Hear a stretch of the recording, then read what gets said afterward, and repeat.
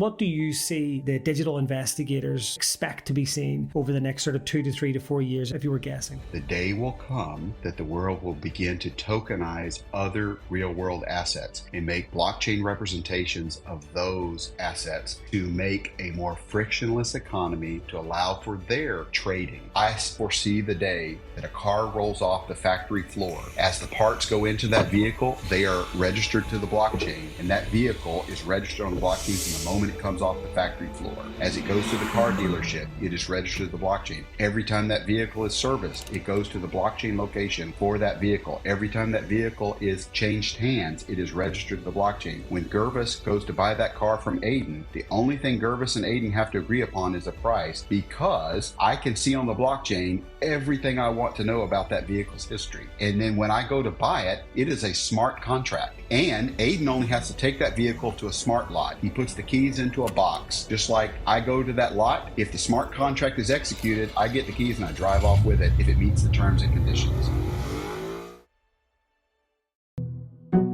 Hello and welcome to Seize and Desist. My name is Aaron Mulderig. I'm the Director of Strategic Initiatives here at Asset Reality. In this episode, which was recorded on May 2nd, Aidan is joined by Gurvais Grigg, the Global Public Sector Chief Technology Officer at Chainalysis, and he's also the former Assistant Director at the FBI.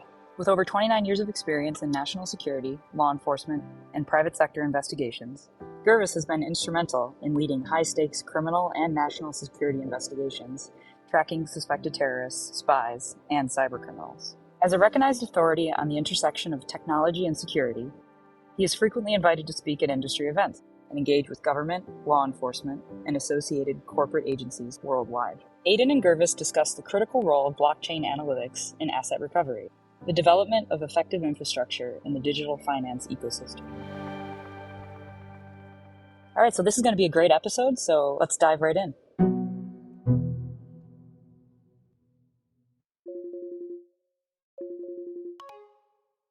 Gurvais Grigg, how are you, sir? Thank you very much for joining us today on the podcast. Hi, Aidan. Glad to be here. I'm grateful for your time. You and I have had the pleasure, I think I've been moderated by you on panel sessions, and I think maybe a couple, I think links in London and links in New York as well. So it's good to resume things and repay the favour and have you on. What I'm really keen to do today is we set ourselves a mission with the podcast to interview the people that are driving a lot of the changes in the asset recovery sector, particularly people that sort of straddle both of those worlds. We talk a lot about things like public and private sector partnerships, talk a lot about improving asset recovery, and there are those that are involved in that sector who have seen both sides. And I sort of wanted to kick us off with a quote that I was reminded of earlier on today, and it's an Aristotle quote that gets often changed around, but the more you know, the more you realize you don't know. And I think that's incredibly true of the blockchain sector. And I sort of perish the thought when someone calls themselves an expert, but the more you peer in and you see just the sheer scale of everything, it's massive. And I would love if you would mind kicking things off by giving us a bit on how you got to be sitting in the position you're in now with Chainalysis, and also the role that blockchain analytics plays in this overall asset recovery ecosystem. We're all about taking the assets off bad guys and building those cases, and it simply wouldn't be possible when we think of things like digital assets and non-digital assets without the tools that you guys are developing. So I'd love to hear a bit about that if you don't mind. Yeah, well, thank you, Aidan. And first off, let me just say I'm really excited to be here. You know, our friendship has developed and matured over these last several years, and I count myself very lucky to have met you a number of years ago and to develop this friendship over Ditto, thank you. These several years. It's been a great partnership, and so I was very honored to be asked to come on today, and I look forward to our discussion today and many more that will follow over the ensuing years. I feel very humbled to be part of this emerging ecosystem and to see how the blockchain is growing. And you're right, that quote is so true. As you begin to learn about how this ecosystem is growing, you come to realize you know so very little because it is really growing. And the more you know, the more you realize what you don't know. When you look at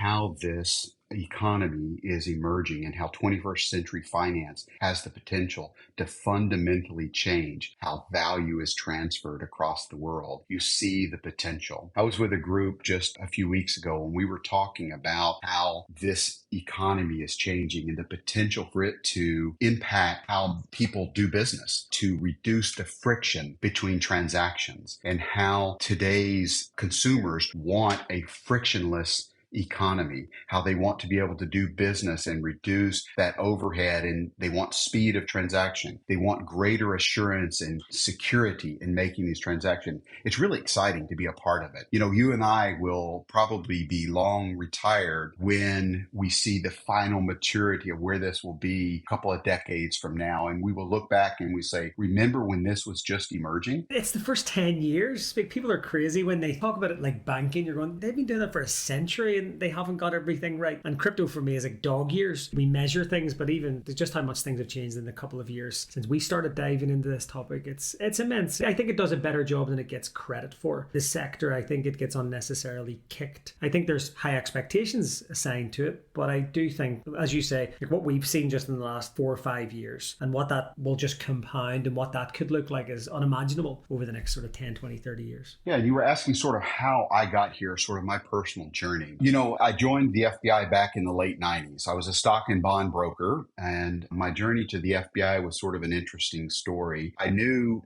even though I really enjoyed finance, I felt that call to public service. And so an opportunity came to join the FBI, and I just really felt that sense of fulfillment being in public service. And I just loved the career with the FBI and spent 23 years and spent a good bit of that working financial investigations and tracing bad guy money around the world and helping recover assets for victims. And, you know, being in the asset recovery business, that great sense of fulfillment to get money back for those victims, to deny despots being able to keep the money they've stolen, get money back for fraud victims. There's a great sense of fulfillment in that, right? Or prevent the fraud from happening in the first place. I spent a good bit of my career working counterterrorism and terrorist financing. And of course, as you know, it doesn't take a lot of money to conduct a terrorist attack. 9/11 cost, around $500,000. In fact, Ramzi Youssef, who was the original mastermind of the World Trade Center attack in 1993, when he was arrested and they were flying him back to New York City in the helicopter coming up there, you know, they took off the blindfold and showed him the World Trade Center and they said, you know, it's still there. And he said, yeah, it wouldn't be if I'd have had more money. And of course, that dream was realized just a few years later by his uncle, Khalid Sheikh Mohammed, and they took it down for $500,000. So, you know, following the money makes a big difference. It's such an important part. I remember being part of presentations when I was in Revenue and Customs and the financial investigators coming in and almost pleading with people to, you know, use financial intelligence. There are breadcrumbs here, there's data here,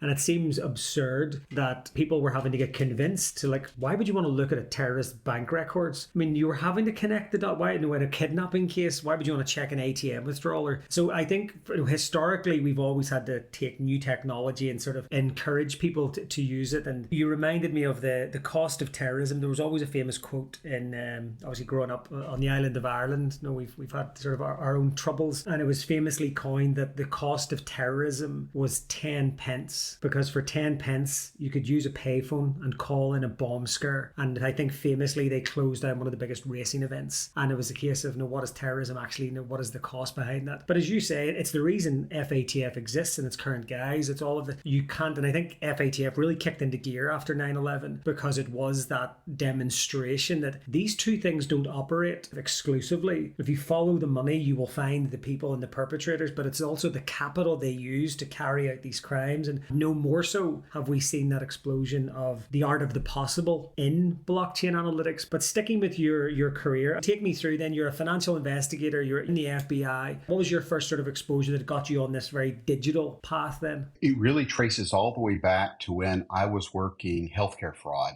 in the late 90s. We were working large record-intensive investigations. And of course, that's a very manual investigation. And you're going through these records trying to find fraud. And you're looking for patterns of how overbilling and billing for services not rendered. And I began to discover that lots of these records were printouts. And I thought, wow, if these are coming out of computer systems. Wouldn't it be great if we could get the original records in digital format? But in those days, agencies didn't request them in digital format. So I began calling the insurance companies and saying, could we get these in electronic format? And they said, sure, but nobody asked for them that way. And I said, well, I'm going to ask for it that way. And I don't know how to do that, but I'm going to figure that out. So I went out and taught myself how to code. I taught myself how to build databases, and we started getting the records electronically. And then I thought, well, I can then start writing code to ask the same questions that I would ask manually against the records. So we started doing that sort of advanced data exploitation and started building databases to ask those questions. Then that led to saying, well, if we can do this for healthcare fraud, we can do it for other kinds of cases and,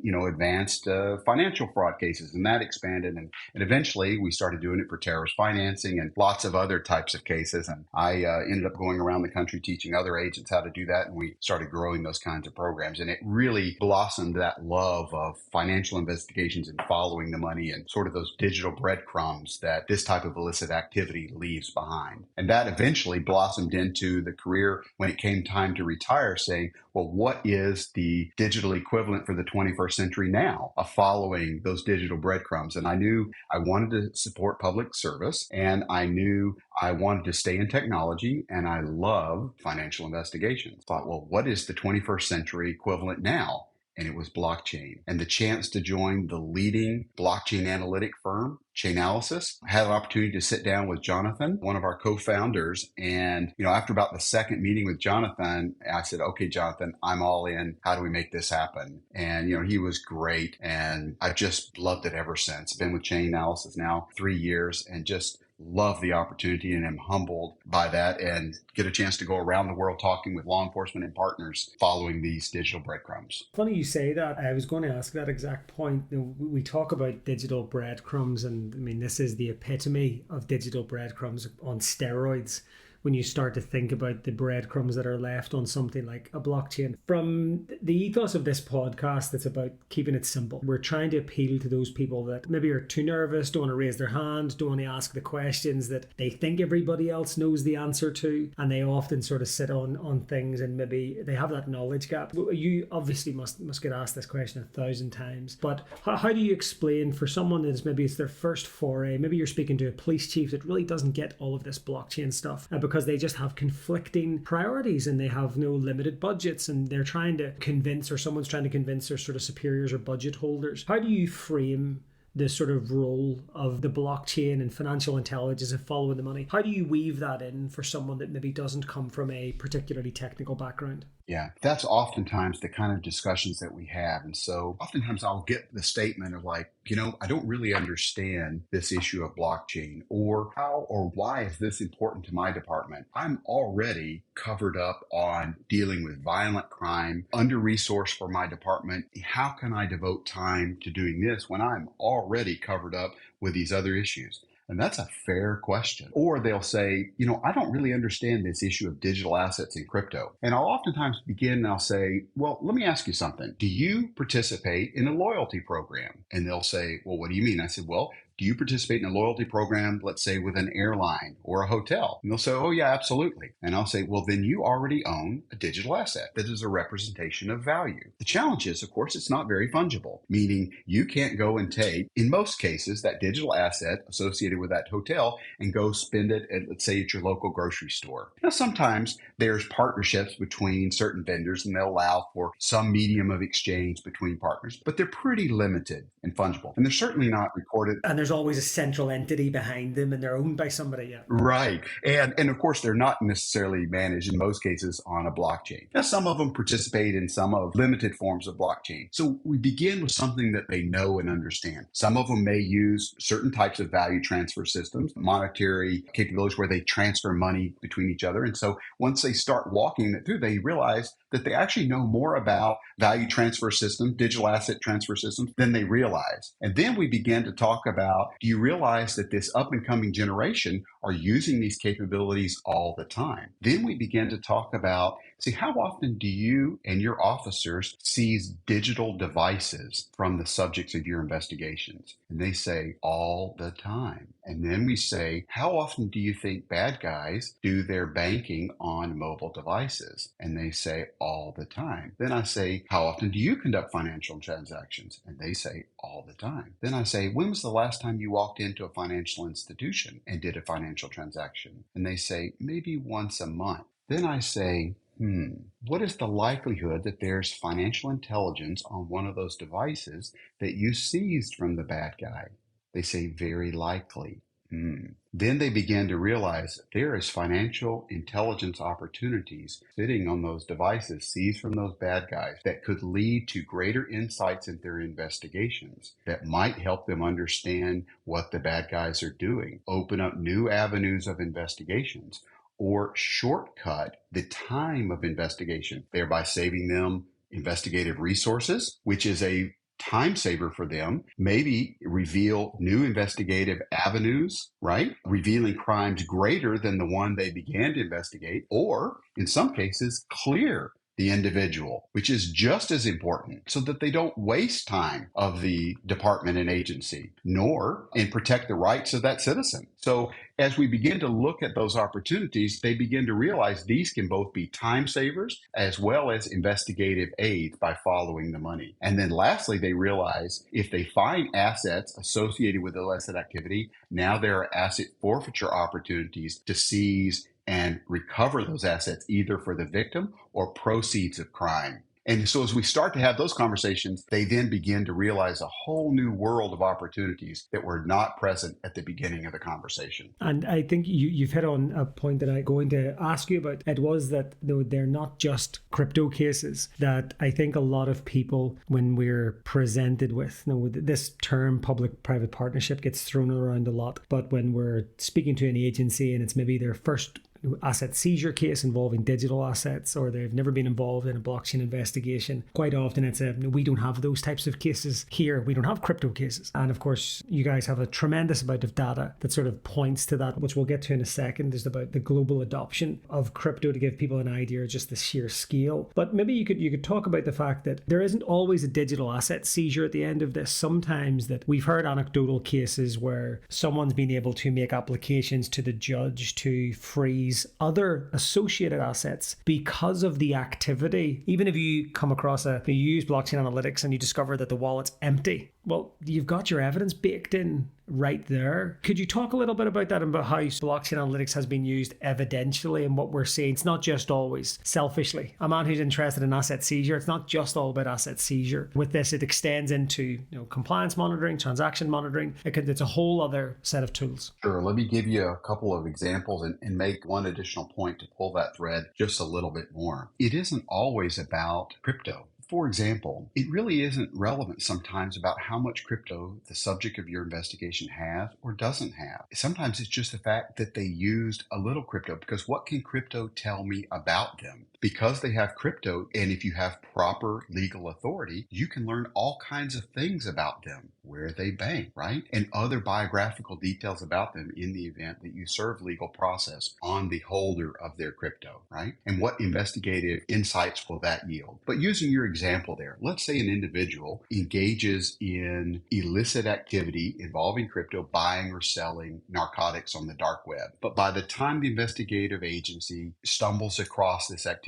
they find the crypto wallet and its balance is zero, or a micro fraction left over of a little bit of Ethereum. Nothing hardly worth seizing. Or if they do, it's a micro amount. But they find that they cashed out all of that crypto at the crypto exchange, and that exchange then sent the money to your friendly neighborhood bank. And when it arrived at the friendly neighborhood bank, that money was then wired to another institution, and they purchased this piece of real property, maybe a house, a car, a diamond ring, whatever the case may be. Now that is a real piece of property in the real world. And now asset forfeiture and a seizure or a civil suit can be filed by the government against that cash, against that real world piece of asset, because they can trace that that real world piece of asset was combined with other funds, and those funds, some of which came from that illicit activity from the blockchain and that darknet market narcotics activity. It's fascinating. Or they may find that it's sitting there in that bank account and a civil suit can be filed against that cash. And the owner of that cash can challenge that lawsuit. Oftentimes they never come forward and challenge that lawsuit. That for me is the single, selfishly from an asset forfeiture perspective, that for me is single-handedly one of the most valuable roles that blockchain analytics plays. Because when you think of the different burdens of proof that is required for something like a criminal prosecution versus a civil forfeiture, I don't think I've actually ever heard of a case involving blockchain analytics where it's been traced to an illicit wallet with connections to the dark web, where a civil forfeiture where someone has said, we've got the breadcrumbs that show we think this is a suspicious wallet, and that's served on an exchange. No one comes forward. And when I'm trying to explain to people why people wouldn't come forward, I often use the example of it's kind of like a bag of cash and guns and gold bars that has been left outside customs at an international airport, and you saying, no, would the owner of the bag of cash please come forward? There's some federal officers would like to answer some questions about how you obtained these assets. People just don't come forward, and that's why we're seeing such phenomenal civil forfeiture cases that has been sort of enabled by blockchain analytics. For me, I'm often posing it as it can give you another tool in the arsenal in terms of evidential collection that could build your case. And as you say, point to real world assets, point to other assets, and not always just be an asset seizure. In this example, there could be a reasonable explanation, and the owner of that cash or crypto is welcome to come forward. There may be a reasonable explanation to do that. Just like in the real world, that gun and that cash and that bag of gold coins or bars, they can come forward and explain it. There could be a reason, yeah. There could be a reason. Our experience, my training experience and yours is more often than not, they never do. And that's why we're seeing, and we actually had Jared Koopman from IRSCI on the podcast before you, talking about some of these examples of cases where we have got blockchain analytics tools playing such a key part in the following the money and identifying the offenders. One of the biggest cases that always comes to mind for me because of just sheer impact was the welcome to video case. Would you like to share some of your thoughts on that and any other sort of cases that you think really demonstrate the sort of role that analytics can play in dismantling, disrupting, deterring, and obviously taking down some of the most heinous actors in the world? Yeah, the welcome to video case, and any of your listeners can literally just put that term in, welcome to video, and pull up details about that case. At the time, it was one of the largest, and I think it still stands as a hallmark case to illustrate the power of blockchain analytics. And it happened early in the history of using blockchain analytics. It was just a horrific example of the purveying of child exploitation material. I think it was back in 2019. I was quickly Googling it before we spoke, operated out of South Korea. Yeah, where a site administrator would take crypto, in essence, for the selling and purveying of child exploitation material. And individuals around the world could buy, sell, and trade this exploitation material. Long and short was investigators were able to stumble across this, and by tracing these crypto transactions, not only be able to prove that the administrator owned and operated this site, but they then were able to trace purveyors of this information, the ones that were purchasing that. And as a result, were able to not only find contributors and perpetrators buying and selling this material, but then were able to find them in multiple countries around the world, which led to the rescuing of children and multiple arrests in multiple countries by cooperating agencies. So it's a great example of how blockchain analytics can have a real world impact to not only dismantle and take down this site to prevent future victims, but also arrest individuals in multiple countries to bring them to justice and rescue these children that were active victims of these horrendous crimes and prevent the future victimization of those children and future children. It for me was one of the ones that I enjoyed using it as a case study because of that impact, because it just hit. And I think it demonstrates, because I get frustrated when I keep hearing this sort of like the reductive descriptions of these important tools tools and technologies. When people think, no, you use them on a crypto case. And if anything, I think of it now just in the same way we think of digital forensics. Virtually every crime committed, every fraud investigated, there will be some sort of digital footprint to that. That's virtually impossible otherwise. And I think that that's where we'll see the future direction of travel, is that every 401k, every asset portfolio, every someone somewhere will touch a digital asset or digital asset ecosystem. It could be that banks have exposure to crypto cases, they just don't know it because maybe their customer is using PayPal or using Revolut or using something that is inherently linked to an underlying crypto offering as well. What you have the fortune and the sort of the position now that you're working with different government agencies around the world. Let's take the fictional character you were talking about earlier on. Let's say this chief is saying to you, I don't really have the resources. Let's elevate that above. When you're talking to at a country level, I mean, how do you first think of how a country, if someone's sort of listening who's in the role right now where they're responding to a FATF assessment, they're thinking about developing their infrastructure in line with the new FATF requirements and enhancements on asset recovery. How do you start to think about how a country, because there's no magic wand for this, countries don't have massive amounts of money available at all times. How do we think about building infrastructure to build an effective asset recovery program that deals with the threats of digital assets, particularly those countries that have maybe a large digital asset footprint, whether it's high adoption or multiple exchanges? How do those conversations normally play out? Yeah. So one of the first things that those countries need to do is become informed as to the nature of their environment. So I spend a lot of time, as you say, helping to educate and inform. So what you'll find happen in those type of environments is coming and sitting down with the leadership in that country and talking to them about what's going on in their ecosystem and their economy. And using the data that we have that you mentioned is helping them paint what's happening in their environment. We'll talk a little bit about what's happening globally, what's happening regionally,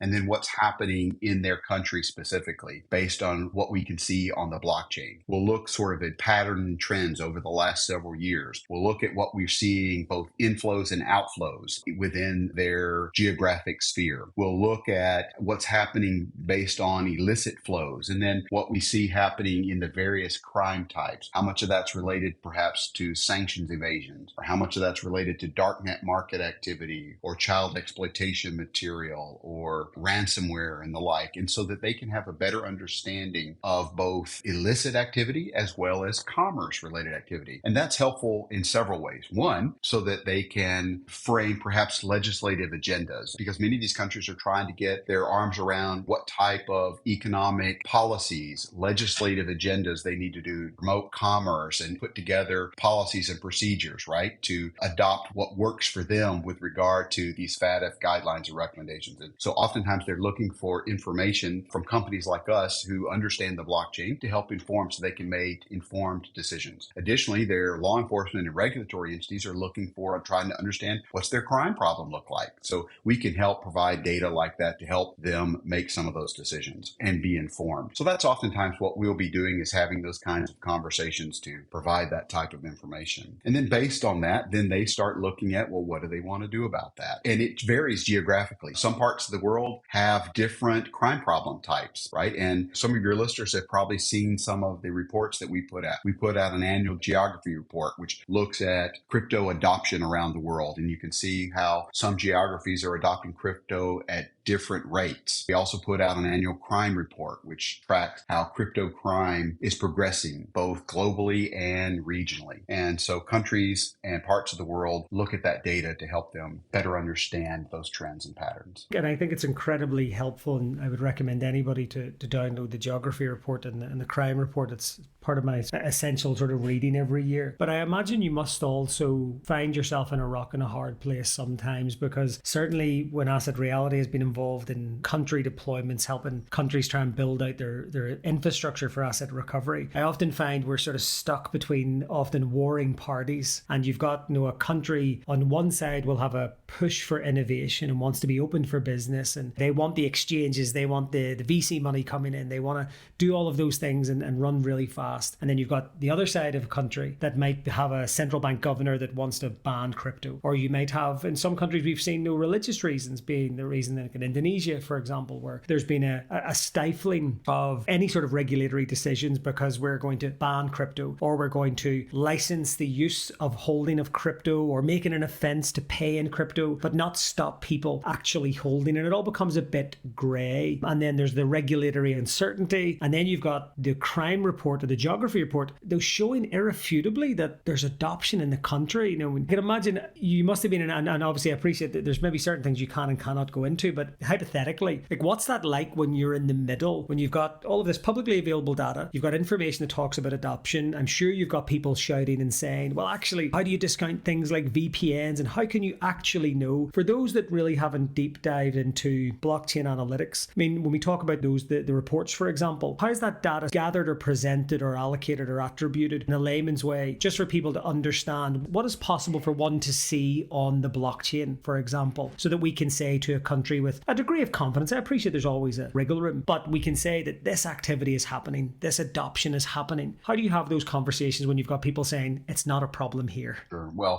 as you say, as a private company, we don't have or express opinions one way or the other for any country. That's for them to decide. They have their own sovereign opinions to that. All we can do is provide data and make that available for consumers to look at, and then they can make decisions that work best for them. We just publish information. The blockchain is available for any and everybody to look at. The challenge is, of course, it's not human readable, and that's one of the expertise that we apply. We are able to, as experts in that, able to help individuals understand what's going on in the blockchain, and we're happy to do that and publish that for the world to look at. But there is that natural tension, right, between the economy and enforcement, regulatory and legislative. And so, as you say, the world is constantly struggling with that, and it varies across the continents. So we definitely see that as I travel the world, and I see and hear that type of argument, and it varies. We publish that information and people pull it in various directions. With regard to how people use it, I see it across the spectrum. As you know, the vast majority of crypto and digital assets are for lawful and legitimate purposes. We see really a micro fraction of this economy is used for illicit purposes. I think there's probably no other asset class that can boast the same or equivalent fraction identified for illicit purposes that digital assets can say. Obviously, there's always underreporting. So no matter what number we say we can track and attribute to illicit purposes, there's always a number somewhere north of that that's actual and true, because you never get actual and full reporting. But based on the numbers that we do have and the reporting that is made, there's no other asset class that at least publicly can report the same kind of numbers. And I think it would, to be fair to crypto, effectively, when you compare it against something like traditional finance and cash, we have long given up trying to figure out what amount of cash is laundered every year. UNODC puts it at 2 to 5% of GDP. I mean, it's trillions of dollars of a variation. I know that you and I sort of unanimously agree on this, is the fact we've talked about it a lot. It's almost absurd that illicit actors would choose to use a traceable asset, an asset with such an immutable footprint, but it's a reflection on the fact that they're exploiting weaknesses in the sense of everyone doesn't have the tools and the training and the resources, and there's just a maturity. Criminals will break the law all the time. They will launder money all the time. It's safety in numbers. They're just hoping they don't get detected. I mean, bad guys still rob banks and they know there are cameras in the bank. People aren't watching CCTV every day of every week. It's the same. The blockchain still has traffic as well. Absolutely. You mentioned sort of economic policies and governments, and you reminded me, we think about enforcement, we think about crypto and following the money and these really important cases, and a lot has been published around sanctions evasions, and again, you have an immutable ledger and a blockchain and all of these benefits. Talk to me a little bit about one of the things that I don't think gets enough airtime, and it's incredibly important and enabled accurately on the blockchain, is non-payment of tax. When we think about revenue generation opportunities for countries, I mean, as a former criminal tax inspector, I mean, I'm sort of selfishly interested in tax. When we think about proceeds of crime, returns each year, like the tax number is always by an enormous factor so much bigger. I mean, what are you seeing countries now doing? Is it right to assume that we're going through that progression now where the big serious organized crime, the follow the money, the dark web stuff, are you seeing now countries are starting to realize there is billions of dollars to be collected, and the blockchain, this immutable ledger, where beyond any doubt you can see when someone held an asset, realized an asset, calculate again? Give us a bit of what's going on in the blockchain world of tax and enforcement. Tax and enforcement agencies are beginning to leverage blockchain analytics for asset recovery and tax recovery in tremendous and powerful ways. Unlike any other asset class, blockchain analytics offers tax and regulatory agencies an opportunity to close the tax compliance gap like no other. We are seeing tax agencies around the world beginning to adopt blockchain analytics as a solution to help them close that gap. You cannot have trillions of dollars being moved and exchanged on the blockchain and not create taxable opportunities. And they are realizing that there are underpaid taxes in their economies that have not been accounted for to the tune of billions of dollars. And so we are seeing adoption growing around the world by tax agencies. And because this data is publicly visible and publicly independently verifiable, they are turning to blockchain analytics as a way to assist their agencies in fulfilling that tax compliance gap and becoming crypto literate at an accelerating pace. It is no accident as well that federal agencies in the United States, for example, in the last 3 years, including tax agencies, have recovered over $11 billion in crypto asset recoveries. And we have seen billions more in agencies around the world. There's no doubt for me, as I say, with my former role, the thought of having an immutable ledger with all of these breadcrumbs where I can quantify programmatically the exact amount of the evasion amount and the interest. We got to see actually at the Links event some of the demos from companies like TaxBit and the calculations that took a very long time. And I say all of this is not a sponsored post or an ad. This is just watching sort of these technologies, like the capabilities to be able to programmatically deal with large amounts and then correspond. I've seen good success with agencies like the IRSCI using John Doe summons, serving notices on exchanges. I think all in all, it just sort of tightens the net. And I say this not as some activist wanting to sort of chase everybody down like a crazed tax inspector, but I think that the cost of non-compliance is the reason we as global citizens pay more in tax. The reason our agencies can't respond to serious and organised crime is because they don't have enough money to do so. I think it's such an exciting field, and I know that one European agency recently posted statistics showing that they had collected more in digital asset related gains than the entire country has done over the last 4 or 5 years in regular receipts, because they're just starting to target and tell the community, come and pay your tax, otherwise we're going to knock on your door. And that's a very good point to think about, is when we have compliance, then that reduces the burdens on lawful taxpayers. So as we get greater compliance in lawful payment of taxes, that reduces the tax burden on the lawful taxpayers. When we get compliance across the board, that reduces that payment gap, because it's the lawful taxpayers that are having to make up the gap for the unlawful taxpayers. Additionally, when you can machine compliance into the payment of taxes, that reduces the friction in the economy with regard to that. So yes, we are seeing adoption in the blockchain space by tax agencies to do that. And it is reducing that tax compliance gap and friction. I think that that's where in regular tax and regular compliance at scale, that's where we'll truly see the benefits of these tools and the ability